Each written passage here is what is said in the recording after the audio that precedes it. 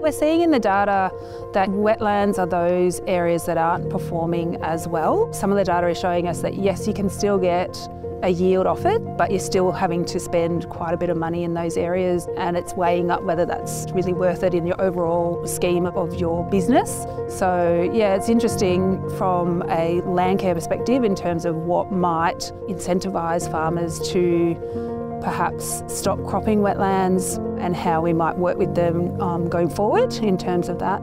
They sent us this enormous report with lots of details in there, and it was really helpful in terms of making decisions about the season going forward. It meant that we put a little bit more there and a little bit less in other places where it was required. It didn't mean that we saved any money from inputs. In an ideal world, we'd reduce inputs and maximise profits, but we're still going to be maximising yields just by putting the inputs in the right places.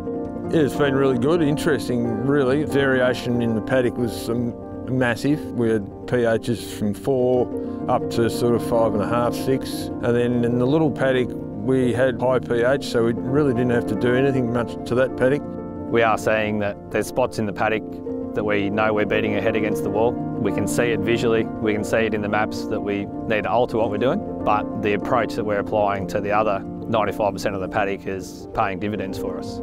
It seems to me it is smart to put the fertiliser where it's going to be used, and also to look after those things that are of some value. These wetlands are communities. They're not just areas of land with no action, no activity. Biodiversity keeps our water clean, it keeps our soils fertile, so it's really important that we look after biodiversity everywhere we can. At the end of the day, we've got to make money, but we've also got to look after the environment of the place we're living in.